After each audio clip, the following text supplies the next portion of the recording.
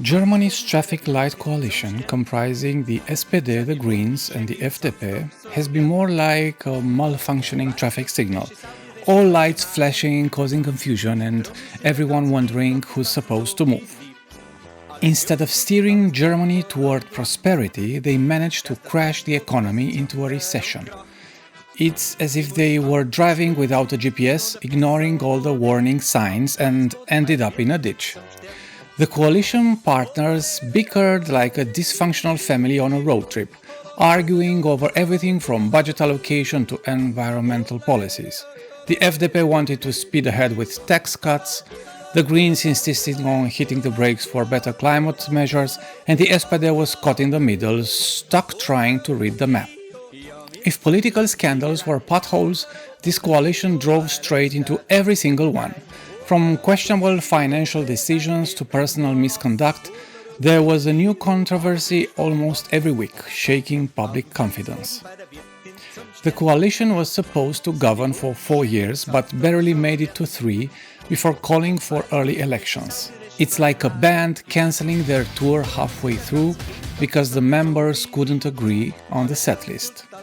Of all the strange, questionable and downright confusing decisions this coalition made, one stands out: shutting down Germany's last 3 nuclear power plants in the middle of an energy crisis.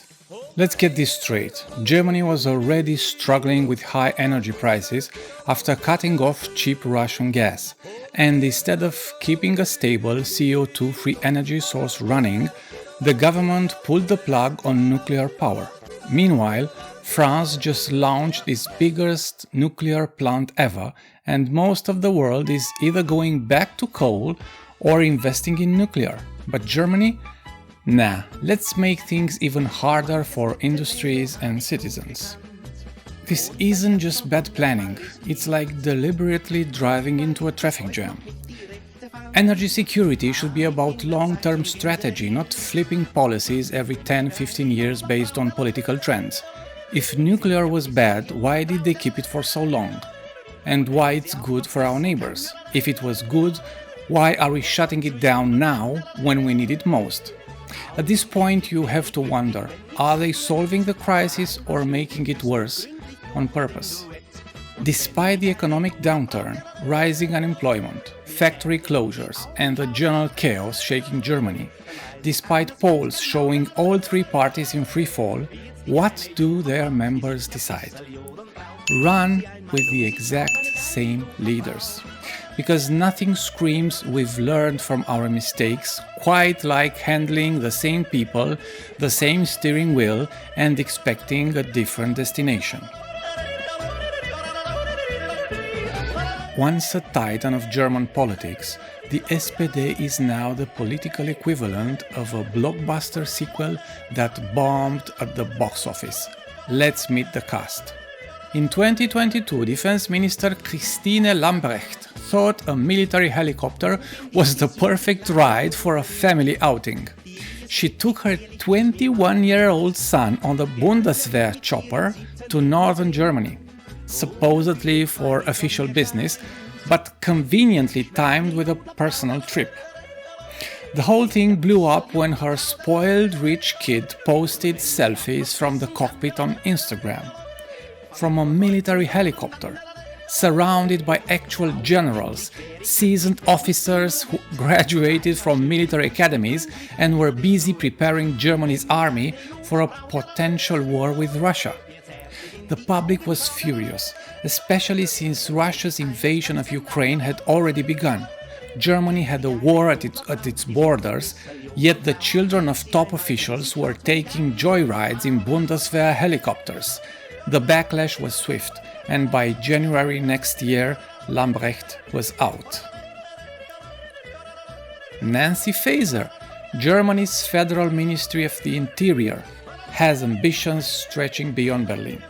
She ran for minister-president in Hessen, hoping to juggle both roles, but it didn't quite work out. While Faeser insists she can manage both positions, critics argue that each role demands full-time attention and that her dual ambition might lead to conflicts of interest.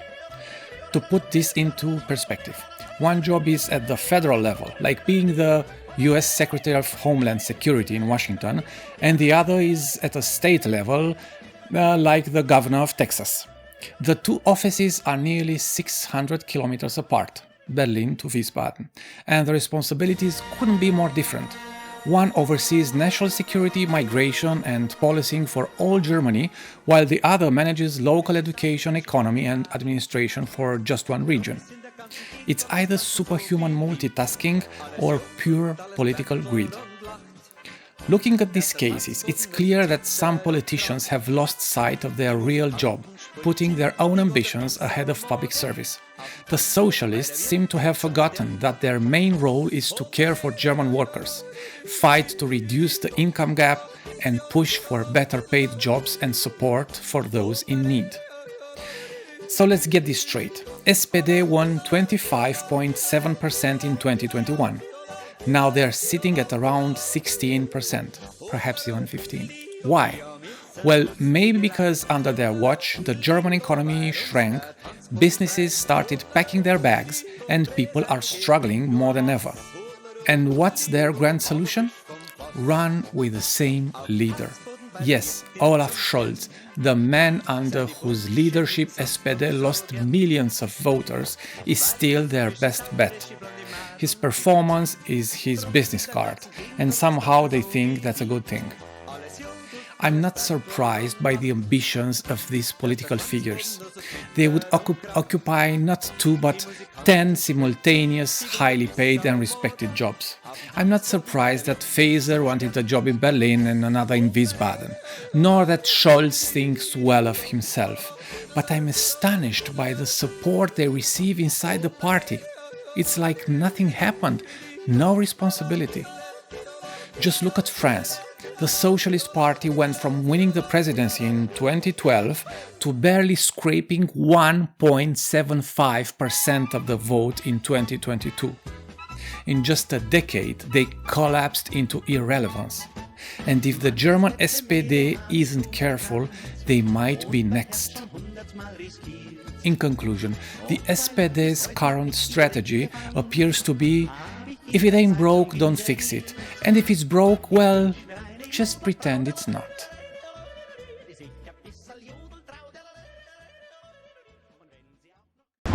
Das Jahr 2022 neigt sich dem Ende zu und Berlin bereitet sich auf den Jahreswechsel vor. Was war das für ein Jahr, dieses Jahr 2022? Es hat uns vor unglaubliche Herausforderungen gestellt. Christine Lambrecht in hot water over that New Year's message she put up on her Instagram. The German defence minister ultimately suggesting that the biggest takeaway she had from the ongoing conflict in Ukraine was that she'd got to meet a lot of interesting people. Mitten in Europa tobt ein Krieg. Und damit verbunden waren für mich ganz viele besondere Eindrücke, die ich gewinnen konnte. Viele Begegnungen mit interessanten, mit tollen Menschen. Dafür sage ich ein herzliches Dankeschön.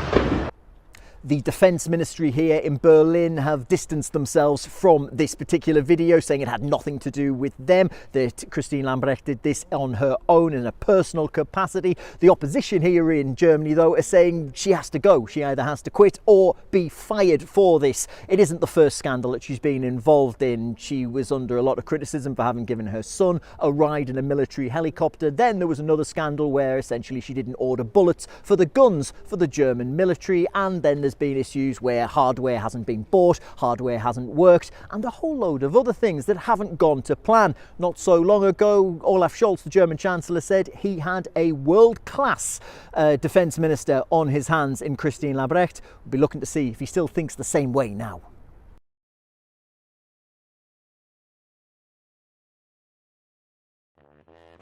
Every speech sounds like it's heralding the end of the world. Let's meet some of the key players in this dramatic ensemble. In June 2024, Foreign Minister Annalena Baerbock, a leading figure into the Green Party, faced criticism for taking a government plane from Frankfurt to Luxembourg, a mere 184 kilometers, about 114 miles apart. This trip could have been completed in under 4 hours by train. To make it worse, she needed a special permit to break Frankfurt's night flight ban, a rule the Greens have always supported. For others, not for them. People quickly called out the hypocrisy, preaching green policies while ignoring them when it's convenient. As Federal Minister for Family Affairs, Anne Spiegel decided that a 4-week vacation in France was essential right after catastrophic floods hit Rhineland-Palatinate in 2021, resulting in over 180 deaths. When questioned, she emphasized the importance of rest, even amidst national crisis.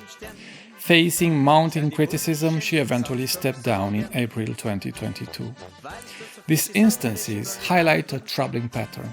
Leaders preaching environmental responsibility and public service, yet acting in self-interest when they think no one's watching. If such decisions are made openly during national crises, one can only wonder about their actions behind closed doors. Just like her SPD colleagues, Anne Spiegel seems to have missed the memo on what responsibility actually means. 180 people died.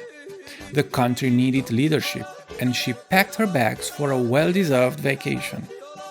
Germany was mourning. Urgent action was needed, and her priority, sipping wine in France. And her bosses, the people who were supposed to hold her accountable, zero responsibility, zero consequences, just another day in politics. In the middle of an energy crisis, when every kilowatt counted, what did the Greens do? Shut down Germany's last 3 nuclear power plants. Because, who needs a stable energy source when you can just manifest warmth? And there's Economy Minister Robert Habeck, who decided that fossil fuel heating must go.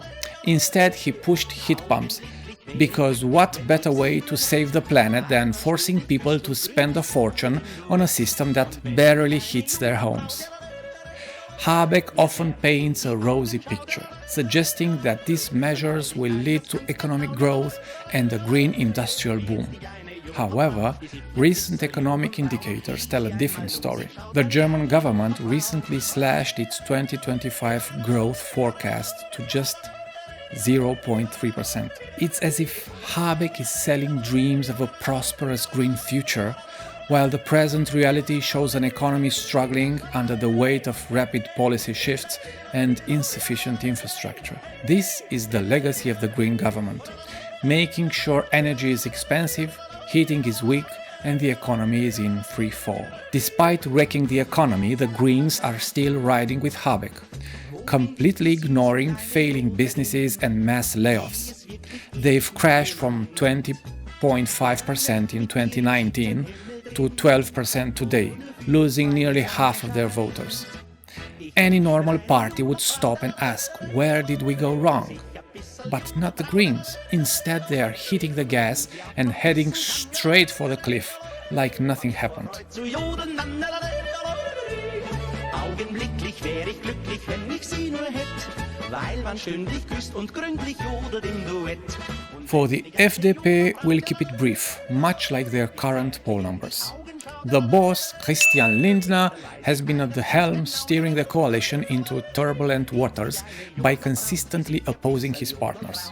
On one hand, it's understandable. The FDP leans right, while their coalition companions leans left. Disagreements were bound to happen. However, Lindner's love for luxury hasn't gone unnoticed. Dubbed the Porsche president for his love for high-end cars and high society, Lindner enjoys the finer things in life: cars, lavish events, and wristwatches with price tags higher than most Germans' yearly rent. He even made headlines when during a ZDF talk show he discreetly removed his Rolex before the credits rolled.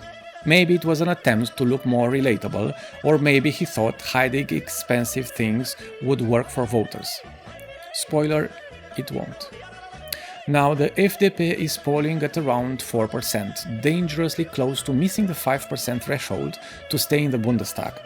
Yet in true FDP fashion, they decided to stick with Lindner as their leader. Because hey, if you're going to risk total political irrelevance, you might as well do it in style.